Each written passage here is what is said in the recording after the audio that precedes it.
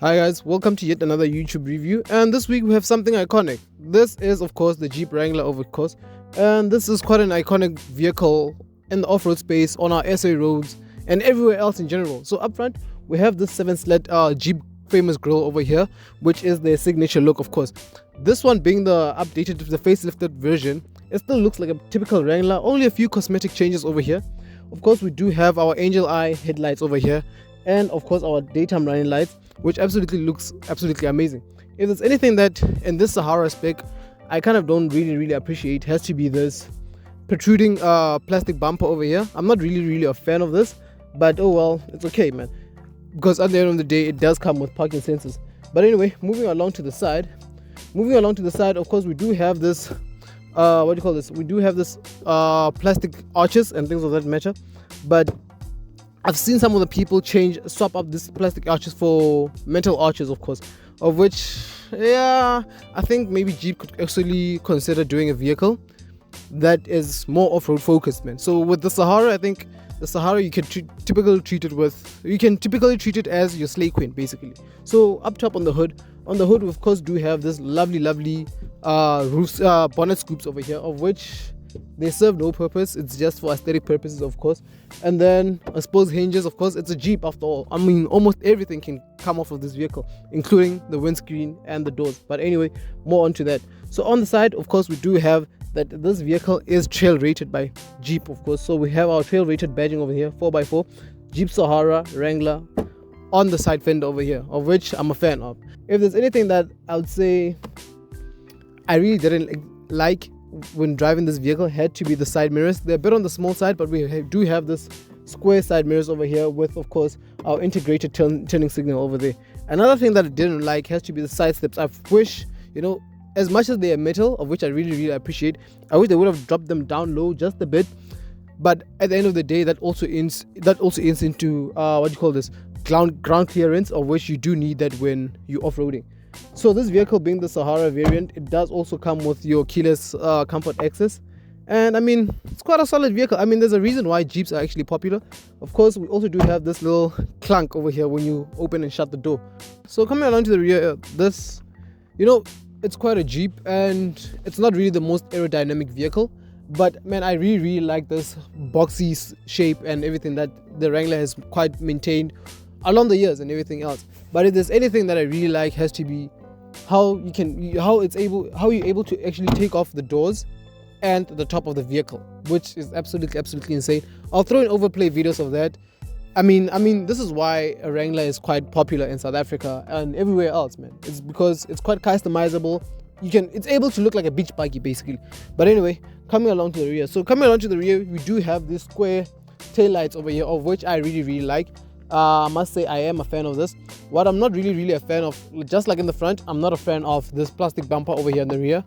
I think for an off-road vehicle, metal bumpers really does the thing. So coming on to the rear, we also do have this large spare wheel mounted to the rear of the vehicle with our Jeep badging over here that lets you know. Also, we also do have a rear reverse camera over here, which really comes in handy when you're parking this vehicle. And if I open it, so basically the way we open the tailgate of this vehicle is quite special. So basically it opens like that. So basically it's like a door type of style. It's not really heavy, it's quite okay, man. Unlike the Tank 500, it was a bit heavier. And then you open this glass piece over here, of which I really like. And then you greet it to, of course, some boot space over here. So boot space, for a vehicle of this size, you'd be expecting this vehicle to have sheer amounts of boot space. But unfortunately, I think boot space is a bit compromised. Why I think it's compromised, I think it's because of the metal framing inside and everything else. But if there's anything that I have to say I like, has to be this Alpine sound system that also has a rear subwoofer over here, of which it really does pack a punch.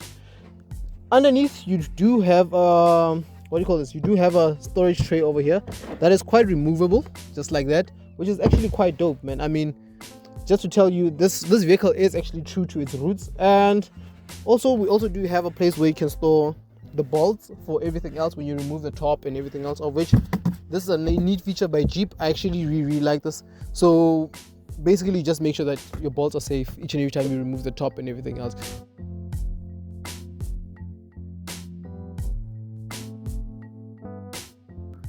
All right, into the interior of the Jeep Wrangler, and I must say it's really iconic and really has a lot of shapes inside. But right from the get-go, let's start off with the key. So we have our typical Jeep key over here with your unlock, lock, and remote start over here, which is really cool in the morning, right? So let's start off where the driver is going to be sitting. So up front, let me just power it up a bit. Of course, we do have our Jeep animation over there, but anyway, back to the infotainment system over here. So up front, you do have two digital dials over there for your rev and your speedometer, and a semi screen over here that you can use to cycle between your fuel consumption, the vehicle stats of the vehicle, and your adaptive cruise control status and everything else, as well as your drivetrain of the vehicle, of which I must say this is a very retro looking feeling. I actually prefer this because in the Tank 300 you have a digital thing, so I think Jeep also remain true to their roots when it comes to that. Coming down to what you're going to be holding the most, which is the steering wheel, has to be one of the loveliest steering wheels that I've ever experienced in a vehicle. So we do have this Jeep steering wheel over here with your buttons to cycle through the screen on the left, and the cruise control buttons on the right, and of course buttons to cycle through the tracks between here at the back. Sometimes you jump into the vehicle thinking that this is cruise control buttons, meanwhile it's not. So that's what I really like. I actually really like that. But if you're coming from a different vehicle into this one, I think in that essence you will get a bit confused. But anyway, coming down to the center, we do have this lovely updated 12-inch touch infotainment system. And I must say, I know the previous gen Jeep Wrangler didn't come with the system, so it is quite an upgrade for Jeep, and it's really responsive, and the graphics are quite sharp, and the resolution as well. So I have to say, so this screen does of course support wireless Apple CarPlay and wireless Android Auto, of which I must say I really like that. But if there's anything that I feel like it really feels iconic, it has to be this what do you call this dashboard over here, with of course our typical grab handle over here when you're going bundu bashing, and this lovely stitching over here. Although it does kind of feel like on the cheap side, especially it does feel a bit flimsy over here. For 1.2 million rand, I don't think, you know what, Jeep really done a good thing with the build quality, but nonetheless everywhere else kind of feels solid. But anyway, coming down to this part of the section, right? This part of the section is where everything just gets a bit too confusing. As much as I appreciated that they stuck to typical buttons, I feel like they kind of went a bit overkill with the buttons. So you do of course have a volume knob, and then a knob to seek the track and everything else. But most times I find myself turning on the AC thinking that I'm turning on the volume, so which is quite confusing. Another thing, I also like the fact that they integrated features like your heated steering wheel and your heated driver seats and passenger seats as actual buttons, rather than you have to dig into them into the infotainment system. So with that, I actually really like that. Coming down below, we also do have, which is quite, they also do have a little unique section where you actually do have the window switches are actually in the center as well as the rear. So I actually do like that, since the doors are detachable and everything else. Connectivity wise, you do have a USB port and a USB Type-C and an aux port, of which I don't know when was the last time I saw that. On the left hand side, we do have a cigarette lighter, since this vehicle came with a smoker's package. Down below, we have a little tray over here that I think you can store your average size phone, nothing bigger than that. I wish in this cabin they would have given me a bit more storage space. So in that essence, I feel like, you know what, like for example, if I had 2 drinks over here, I found myself not knowing where to place the key. But anyway, so we also do have our drive selector, our drive lever over here. Let me just power on the vehicle just a second. Alright, so we have a gear lever over here, which is on an automatic transmission, and our transmission lever over here. I haven't necessarily explored that as yet. I'm still yet to explore that. Keep a lookout on my TikTok for this, for the off-road impressions of the vehicle. I don't think I'll be able to cover everything in my YouTube review over here. So we also do have cup holders, as I mentioned, and a manually operated handbrake over there. Coming down to the center, we also do have an armrest that has a 2-stage configuration where you can use to store quite a few things. But with that being said, let's jump into the driving impressions. And no, before driving impressions, back seats first. So yeah, let's jump into the back seats.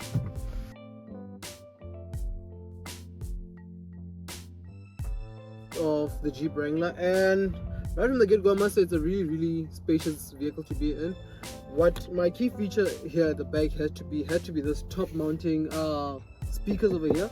Since the doors can come off, you still have speakers over here, so of which I really like that on the roof.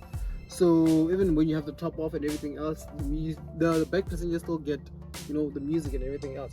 But if there's anything, legroom is quite decent, headroom is more than enough, and then yeah man, I think it's quite a nice vehicle to be in. You can see quite a bit, and I really like the square window over here.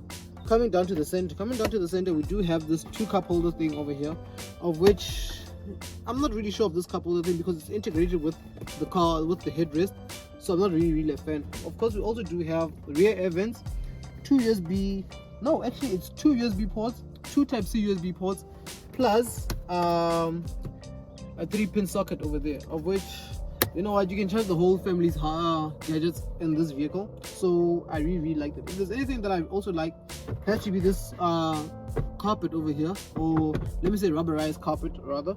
So it's like a rubberized carpet over here. Since you're going to be carrying mud, you're going to have mud and everything else in the vehicle, it makes it really easy for you to clean the vehicle, of which I must say I really like that from Jeep. But with that being said, let's jump into the driving impressions and let me take you guys through that.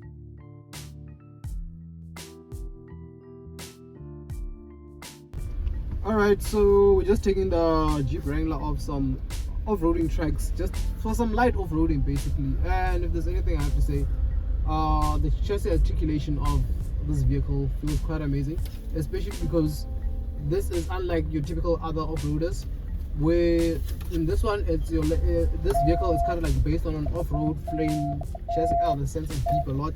Unfortunately, there's nothing to turn off the sensors and things of that matter. But as I was saying, that, you know, the chassis articulation is really well, because this vehicle is basically like a leather on frame chassis. So basically what that is basically the vehicle is built on the ground, and then they just put on the cabin just on top. So that's what leather on frame chassis actually kind of means. But if there's anything that I actually also like, has to be the fact that, you know what, it displays this pitch and roll type of thing over here, of which I really like, as well as your oil gauges and everything else, only in this off-roading mode over here. Another thing that's really cool is the fact that you basically, so this vehicle has a front and rear locking diff, which is really handy for when you need to get out of those, you know, sticky situations. So there's a reason why Wranglers are actually quite unique and popular. But with that being said, it does kind of like jiggle a bit, especially on the top, but nonetheless that's fine. But with that being said, onto the on-road impressions, and I'll take you guys through that.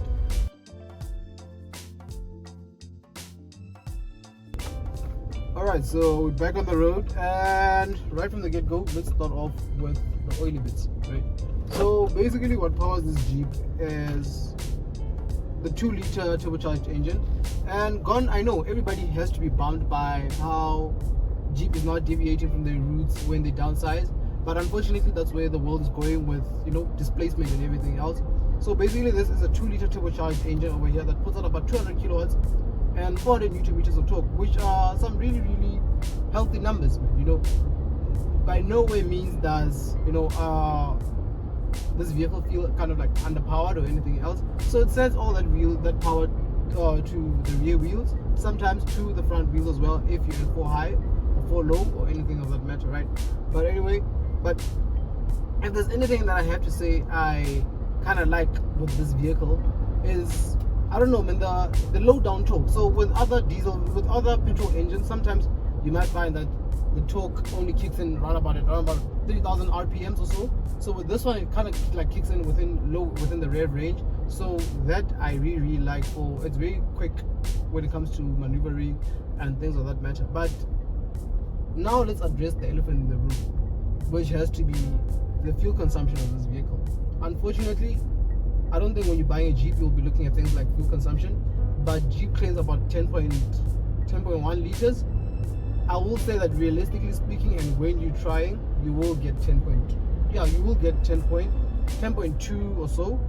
If you're really trying, then you will get anything less than 10, let's say around about 9 or so, which is really not bad for a vehicle of this size, considering that it has this square shape where it's aerodynamically quite bad and everything else. But I actually really appreciate the fact that, you know what, you're actually able to get those numbers. It could be more fuel efficient, since, you know, when Jeep cut down, moved from the 3 liter to the 2 liter, they said this vehicle will be calibrated for fuel consumption. So I actually kind of see that. So I'd say they didn't really lie about that. But onto the drive and feel of the vehicle, right? So the vehicle feels very off-road based, like very off-road based. You can actually feel that, you know what, when it's driving on tarmac, as much as this is the Sahara, I think the Rubicon has to be like the core off-roader, like everything. It has those all-terrain tires and everything else, but with this one we driving on normal tires. So as much as it's on normal tires, it kind of does feel off-road based, of which I'm not really a fan of. But after a while you do get used to it. Sometimes you do jiggle a bit, you do have some jiggle, but if there's anything that I experienced, is that with the top off, the jiggle is kind of like better in a way, so you kind of don't really experience it that much. But yeah, man, I would say this vehicle is absolutely a wonderful vehicle for 1.2 million rand. I think, you know what, Jeep actually got the pricing right for this vehicle, and I like the update that it comes with. So this vehicle also comes with your blind spot monitoring, lane keeping assist, and adaptive cruise control. So those kind of equipment, I really like the fact that Jeep doesn't make you pay an additional amount extra for those type of equipment. So that, I have to say, big ups to Jeep, considering that the Chinese are now coming into the market. So basically, if you're looking at a Jeep, I'm sure you're also looking at a Tank 300. You're probably looking at maybe, let's say, the Tank 500 as well. You're also looking at, let's say, the Land Cruiser Prado, or you're also looking at, I think a G-Wagon is kind of like above the league. But I think, you know what, if you're looking at those vehicles, Jeep still manages to retain its what you call this, it's new customers and its old customers, especially with the pricing, considering that the whole of Stellantis group wasn't really having such a wonderful year. But I think with this offering, I think Jeep was going to make quite a lot of sales with this vehicle. But anyway, that's me from 6 Gear, and I'll catch you guys within the next review.